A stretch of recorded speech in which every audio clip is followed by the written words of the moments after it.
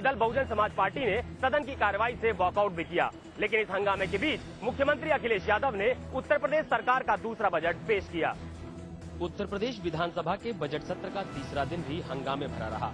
सुबह 11 बजे जैसे ही सदन की कार्रवाई शुरू की गई और मुख्यमंत्री अखिलेश यादव ने बतौर वित्त मंत्री अपना बजट पेश करना शुरू किया, ठीक उसी समय विपक्ष ने हंगामा शुरू कर दिया। खासतौर पर प्रमुख विपक्षी दल बहुजन समाज पार्टी ने सदन में जमकर हंगामा किया और उसके बाद सदन से वॉकआउट भी किया। हालांकि इस हंगामे के बीच मुख्यमंत्री अखिलेश यादव ने बतौर वित्त मंत्री 2,21,201 करोड़ 19 लाख रुपए का बड़ा बजट पेश किया। यही नहीं, बजट पेश करने के बाद बहुजन समाज पार्टी ने सरकार पर आरोप लगाते हुए कहा है कि अभी तक मौजूदा सरकार ने पहले बजट का ही पैसा खर्च नहीं किया है और ऐसे में नए बजट का कोई मतलब नहीं बनता है। यही नहीं, बहुजन समाज पार्टी ने सरकार पर कई गंभीर आरोप भी लगाए हैं। वहीं कांग्रेस ने बजट पर प्रतिक्रिया देते हुए कहा है कि उत्तर प्रदेश बजट को देखकर भ्रम पैदा होता है। कांग्रेस ने ये भी कहा कि बजट में योजनाओं का पैसा केंद्र सरकार का है और नाम उत्तर प्रदेश का है। साथ ही कांग्रेस ने सपा सरकार पर महिला विरोधी होने का भी आरोप लगाया है। वहीं भारतीय जनता पार्टी ने सरकार पर आरोप लगाते हुए कहा है कि यूपी का बजट मात्र औपचारिकता है और आंकड़ों की बाजीगरी है। बहरहाल एक बात तो तय है कि जिस तरह के तेवर विपक्ष सदन की कार्रवाई के दौरान दिखा रहा है, उससे आने वाले दिनों में भी सदन की कार्रवाई हंगामे भरी होने वाली है। ऐसे में सरकार की अगली रणनीति क्या होती है, ये आने वाले दिनों में देखने को मिलेगा। लेकिन एक बात तो तय है कि विपक्ष ने सरकार को घेरने की सारी तैयारियां पूरी कर ली है। मुख्यमंत्री अखिलेश यादव की इस बजट पर आम लोगों की अलग अलग राय है। कुछ ने इसे बेहतर तो कुछ ने लोकसभा चुनाव के मद्देनजर तैयार किया गया बजट करार दिया। अखिलेश सरकार के पिटारे में क्या है, क्या आएगा आम आदमी के हिस्से में, क्या होगा आम आदमी का, ये बातें कई दिनों से लोगों के जहन में थीं और आज जब सीएम अखिलेश का पिटारा खुला तो लोगों की अलग अलग राय सामने आई। किसी ने इसको जनता का बजट करार दिया और यहाँ तक कह दिया कि आम जनता का बजट है और सरकार ने आम लोगों से लेकर खास लोगों तक का खास ख्याल रखा है। वहीं कुछ लोगों ने सरकार पर वादा खिलाफी का आरोप तक लगा डाला और ये भी कहने से नहीं चुके कि सरकार का ये बजट लोकसभा चुनाव के मद्देनजर तैयार की गई है और यूपी के राष्ट्रीय समाजवादी पार्टी दिल्ली का रास्ता तय करना चाह रही है और इसी का खास ख्याल रखा गया है इस बजट में। ऐसे में बजट सिर्फ चुनावी बजट है। वहीं लोगों का ये भी आरोप है कि सरकार पिछले बजट का पैसा अभी तक खर्च नहीं कर पाई है। ऐसे में विकास की बातें करना बेमानी है। लखनऊ में बन रहे फ्लाईओवर ने यूपी की सियासत को गरमा दिया है। ये फ्लाईओवर बसपा प्रदेश कार्यालय और बसपा सुप्रीमो मायावती के घर के पास से गुजरेगा। बसपा ने इसके सियासी परिणाम भुगतने की धमकी दी है तो मुख्यमंत्री इससे बेफिक्र नजर आ रहे हैं। उत्तर प्रदेश के बजट के दौरान लखनऊ में प्रस्तावित एक फ्लाईओवर ने बसपा की त्योरियां चढ़ा दी। दरअसल लखनऊ में लोरेटो कॉन्वेंट से तेलीबाग तक एक रेलवे फ्लाईओवर बनना है। ये फ्लाईओवर बसपा की प्रदेश यूनिट कार्यालय और मायावती के घर के पास से गुजरेगा। इससे बसपा के आलीशान दफ्तर की शान में पैबंद लग सकता है। बसपा ने इसे सियासी बेईमानी बताया है। धमकी दी है कि अगर प्रदेश में उनकी सरकार बनी तो मुलायम के घर के सामने भी वो फ्लाईओवर बनाएंगे। इस मुद्दे पर भाजपा ने हाई सिक्योरिटी एरिया में ओवरब्रिज बनाने को गलत बताया, पर सपा बसपा को एक ही थाली का चट्टा बट्टा भी करार दिया। वहीं मुख्यमंत्री इस मामले में बेफिक्र नजर आ रहे हैं। कहा, किसी के घर के लिए पुल का रास्ता नहीं बदला जाएगा। पहले पार्क, फिर स्मारक और अब बसपा सुप्रीमो मायावती का घर। उत्तर प्रदेश की सियासत में इमारतों पर राजनीति थमने का नाम नहीं ले रही। 21 फरवरी से शुरू हो रहे संसद के बजट सत्र को सुचारू रूप से चलाने के उद्देश्य से लोकसभा अध्यक्ष मीरा कुमार ने बुधवार को सर्वदलीय बैठक बुलाई है। 3 महीने तक चलने वाले बजट सत्र के काफी हंगामेदार रहने के आसार हैं। हेलीकॉप्टर घोटाले सहित विपक्ष सरकार को कई विषयों पर घेरने की तैयारी किए हुए है। गुरुवार से शुरू हो रहा संसद सत्र 10 मई तक चलेगा। बीच में 23 मार्च से 1 माह का अवकाश होगा। संसदीय मामलों के मंत्री कमलनाथ ने भी सत्र से पहले सभी दलों के मुख्य सचेतकों की बैठक बुलाई है। इस सत्र में भ्रष्टाचार और महंगाई के मुद्दे भी प्रमुखता से उठ सकते हैं। हिंदू आतंक संबंधी गृह मंत्री सुशील शिंदे की टिप्पणी पर भाजपा उन्हें घेरने की तैयारी कर रही है। राज्यसभा और लोकसभा की संयुक्त बैठक में राष्ट्रपति प्रणब मुखर्जी के अभिभाषण से बजट सत्र की शुरुआत होगी। उत्तराखंड बीजेपी में हैवीवेट नेताओं की एक पूरी फौज तैयार है। 3 पूर्व मुख्यमंत्री और पूर्व 5 अध्यक्ष आज भी पार्टी की सियासत में सक्रिय हैं, जिनके ईगो सेटिस्फाई करते हुए आम कार्यकर्ताओं को साथ लेकर तीरथ सिंह रावत के सामने सूबे में कमल खिलाने की बड़ी चुनौती है। जी हां, 2 पूर्व मुख्यमंत्रियों की रस्साकसी में तीरथ सिंह रावत उत्तराखंड भारतीय जनता पार्टी के मुखिया तो बन गए हैं, लेकिन थोक के भाव सूबे की सियासत में सक्रिय हैवीवेट नेताओं के बीच काम करना आसान नहीं होगा। तीरथ उत्तराखंड बीजेपी के 6ठे प्रदेश अध्यक्ष बने हैं, जबकि उनके पूर्व मनोहर कांत ध्यानी, पूरन चंद शर्मा, भगत सिंह कोश्यारी, बच्ची सिंह रावत और बिशन सिंह चुफाल ने पार्टी की कमान संभाली। खास बात यह है कि इन सभी नेताओं का पार्टी की सियासत में आज भी पूरा दखल है। बाकी विधायक और पूर्व मंत्री रहे अलग। इतना ही नहीं, उत्तराखंड की राजनीति 3 पूर्व मुख्यमंत्री बीसी खंडूरी, भगत सिंह कोश्यारी और रमेश पोखरियाल निशंक के इर्द गिर्द घूम रही है। लेकिन तीरथ सिंह रावत का कहना है कि वह सबको साथ लेकर राज्य में बीजेपी को मजबूत करेंगे। बहरहाल तीरथ सिंह रावत फौज में जनरल रहे बीसी खंडूरी के आशीर्वाद से उत्तराखंड बीजेपी के अध्यक्ष तो बन गए हैं, लेकिन सूबे की सियासत में जनरल बनने के लिए उनको इन सभी नेताओं के अहम का ख्याल रखना होगा। मूल्य वृद्धि पर सरकार की निष्क्रियता और कथित तौर पर श्रम कानूनों के उल्लंघन के विरोध में 11 मजदूर संगठन और श्रमिक महासंघों ने 20 और 21 फरवरी को हड़ताल का ऐलान किया है। इस हड़ताल में बैंकों के कर्मचारियों के शामिल होने के कारण अगले 2 दिनों में सभी बैंकों में कामकाज पूरी तरह ठप रहने के आसार हैं। इससे जहां सरकार को करीब 20,000 करोड़ की चपत लगेगी, वहीं अगले 2 दिनों में आम आदमियों को भी भारी परेशानी होगी। श्रमिक संगठनों की 2 दिन की हड़ताल के दौरान देश के सभी बैंकों का कामकाज पूरी तरह से ठप रहने की उम्मीद है। इससे सरकार को 20,000 करोड़ रुपए से भी ज्यादा का नुकसान होने की आशंका बताई जा रही है। यह हड़ताल सरकार और ट्रेड यूनियनों के बीच मांगों को लेकर हुई बातचीत के बेनतीजा रहने की वजह से हो रही है। AITUC के महासचिव गुरदास दास गुप्ता ने दावा किया है कि हड़ताल में करीब 10 करोड़ कर्मचारी शामिल होंगे। वहीं बैंकों की 90,000 से ज्यादा शाखाएं इन 2 दिनों तक बंद रहेंगी।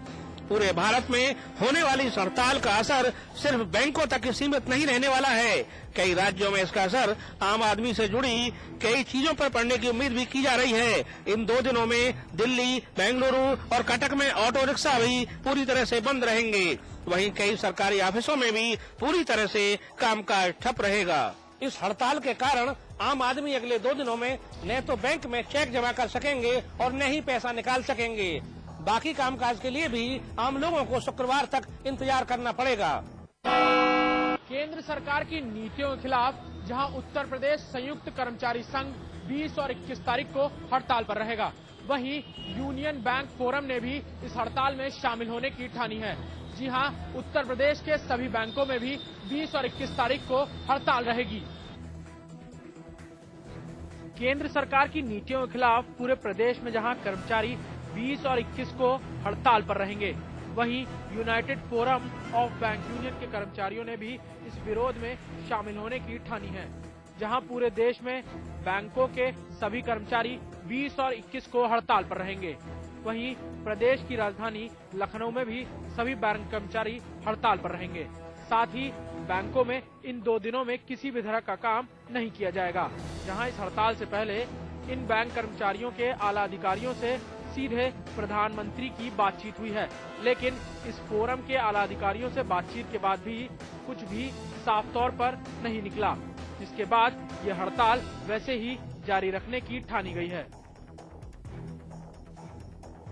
Union forum of bank union के जहां आला अधिकारियों को प्रधानमंत्री ने मिलने के लिए भी बुलाया है, लेकिन फिलहाल कोई भी बातचीत नहीं हो पाई है। प्रदेश की बहुगुणा सरकार ने भले ही अभी साल भर पूरा न किया हो, लेकिन केंद्र के सांख्यिकी मंत्रालय ने सरकार की बाँछें खिला दी हैं। जी हां, मंत्रालय ने प्रदेश के आर्थिक विकास दर और प्रति व्यक्ति आय के साथ साथ सकल घरेलू उत्पाद में भी बढ़ोतरी के अनुमान ने सरकार की वाहवाही करने का मौका दे दिया है। केंद्रीय सांख्यिकी कार्यालय भारत सरकार द्वारा तैयार किए गए आर्थिकी के अनुमानित आंकड़े पिछले दिनों जारी कर दिए गए, जिसके तहत उत्तराखंड ने पिछले 1 साल में आर्थिक रूप से विकास की ओर कदम बढ़ाए हैं, जिसमें प्रदेश की आर्थिक विकास दर जहां साल 2011 और 12 में 5.2% थी, वहीं इस साल यह बढ़कर 6.8% होने का अनुमान लगाया गया है। जबकि भारत की आर्थिक विकास दर पिछले साल की अपेक्षा घटने का अनुमान लगाया गया है, जो 2011-12 में 6.2% थी, लेकिन 2012 में घटकर 5.8% रहने की संदेशा है।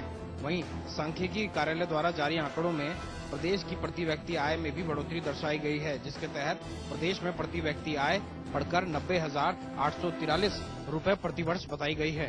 साफ है, केंद्रीय सांख्यिकी कार्यालय भारत सरकार द्वारा बजट सत्र को लेकर दिए गए इस अनुमान ने प्रदेश के विकास को लेकर नई चर्चा छेड़ दी है, क्योंकि उत्तराखंड में औद्योगिक पैकेज समाप्त होने के बाद से प्रदेश में विकास दर घटने की बात कही जा रही थी। लेकिन ताजा आंकड़ों ने प्रदेश की सरकार को मौका दे दिया है कि वे इसे आधार बनाकर विपक्षियों के मुंह में ताले लगा दें। सरकार के मंत्रियों के अनुसार यह बहुगुणा सरकार के कामों का ही नतीजा है कि इस तरीके के परिणाम सामने आए हैं। मंगलौर के टोली मोहल्ले में युवती का अपहरण करने आए युवक ने उसकी नानी को गाड़ी से कुचल डाला, जिससे उसकी मौके पर ही मौत हो गई। युवती को लेकर युवक फरार हो गया। कई घंटे बाद जब युवती बदहवास हालत में घर पर लौटी तो उसकी भी मौत हो गई। पुलिस ने दोनों ही शवों को पोस्टमार्टम के लिए भेज दिया है। पोस्टमार्टम के लिए पुलिस ने डॉक्टरों का एक पैनल तैयार किया गया है, जिसमें एक लेडी डॉक्टर को भी रखा है। पुलिस अब पोस्टमार्टम रिपोर्ट आने का इंतजार कर रही है। वहीं आरोपी वाजिद और उसकी गाड़ी पुलिस हिरासत में है। आरोपी पर बलात्कार, हत्या और अपहरण जैसी धाराओं में मुकदमा कायम किया गया है। पुलिस पूरे मामले की तफ्तीश में जुटी है। पीड़ित परिवार गमगीन हालत में है। सदमे और मातम का माहौल है। अब देखना यह है कि पीड़ित परिवार को न्याय मिलता है या नहीं। दिल्ली, गाजियाबाद, नोएडा और गुड़गांव में स्वाइन फ्लू का कहर बढ़ता जा रहा है। अब तक स्वाइन फ्लू की चपेट में आने से 150 लोगों की मौत हो चुकी है। गुड़गांव के बाद स्वाइन फ्लू का कहर दिल्ली, नोएडा और गाजियाबाद में भी बढ़ता जा रहा है। इन शहरों में एक के बाद एक नए मामले स्वाइन फ्लू के सामने आ रहे हैं। दिल्ली में स्वाइन फ्लू के 457 मामले आए, जिसमें 14 लोगों की मौत हो गई है। गाजियाबाद में स्वाइन फ्लू की चपेट में 11 लोग आ चुके हैं, तो वहीं नोएडा में 14 केस स्वाइन फ्लू के सामने आए। इसके साथ ही बीते एक सप्ताह में स्वाइन फ्लू के 17 मामले गुड़गांव के अलग अलग प्राइवेट अस्पतालों में सामने आ चुके हैं। स्वाइन फ्लू के बढ़ते मामलों ने शहरवासियों में भी दहशत फैला दी है। स्वास्थ्य विभाग के अनुसार अब तक गुड़गांव में स्वाइन फ्लू के 40 मामलों की पुष्टि की गई है और ये मरीज गुड़गांव के अलग अलग अस्पताल में भर्ती हैं। स्वास्थ्य विभाग के मुताबिक स्वाइन फ्लू से निपटने के लिए मरीजों के लिए पुख्ता इंतजाम अस्पतालों में किए गए हैं। वहीं उनको पूरी जानकारी भी दी जा रही है।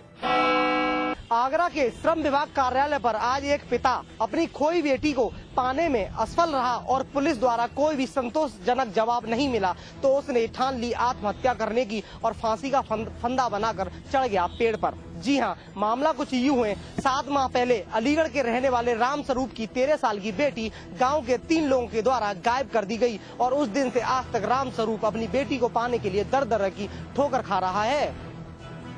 दरअसल पूरा मामला कुछ यूं है। अलीगढ़ के थाना गोंडा क्षेत्र के चामड़ गांव के रहने वाले 55 वर्षीय राम स्वरूप की 13 वर्षीय बेटी हरेंद्री 29/6/2012 को घर से लापता हो गई। पीड़ित पिता ने इस मामले में थाना गोंडा के गांव के 3 युवक सुरेश, योगेश और भोला के खिलाफ लड़की को अगवा करने का मुकदमा दर्ज करा दिया, लेकिन पुलिस ने तब से कोई कार्रवाई नहीं की। उसके बाद पीड़ित पिता राम स्वरूप उसकी तलाश में इधर से उधर घूमता रहा। अभी कुछ दिनों पूर्व उसको पता चलता कि उसकी बेटी हरेंद्री आगरा के थाना जगदीशपुरा के बिचपुरी क्षेत्र में रह रही है। वह आगरा अगर थाना जगदीशपुरा पुलिस के साथ चल बेटी को मुक्त कराने के लिए गुहार की, लेकिन उसके अनुसार पुलिस ने उसे वहां से भगा दिया। तंग आकर पिता आगरा के श्रम विभाग दफ्तर के बाहर 14 फरवरी को भूख हड़ताल पर बैठ गया और अब तक उसकी कोई सुनता, तो आज वो आत्महत्या के लिए एक पेड़ पर चढ़ गया और न्याय की मांग करने लगा। बमुश्किल फिलहाल मौके पे पहुंचे आला अधिकारियों ने पीड़ित राम स्वरूप को न्याय का भरोसा दिलाया है और बमुश्किल 1 घंटे बाद उसको सकुशल नीचे उतरवाया। हरिद्वार में बीजेपी कार्यकर्ताओं ने विधायक आदेश चौहान के नेतृत्व में रैली निकालकर अपना विरोध प्रदर्शन किया। उनकी मांगे थी राज्य सरकार शिवालिक नगर व सुभाष नगर को नगर निगम में शामिल करे। हरिद्वार के भाजपाइयों ने भाजपा विधायक आदेश चौहान व स्वामी यतीश्वरानंद के नेतृत्व में आज हरिद्वार नगर निगम कार्यालय पर प्रदर्शन कर राज्य सरकार के नाम एक ज्ञापन सिटी मजिस्ट्रेट के द्वारा दिया। इस ज्ञापन में हरिद्वार के सुभाष नगर, शिवालिक नगर व सलेमपुर को नगर निगम में शामिल किए जाने की मांग की। प्रदर्शनकारियों का कहना था कि यदि इन क्षेत्रों को नगर निगम में शामिल नहीं किया जाएगा तो नई नगर पालिका गठन किया जाए।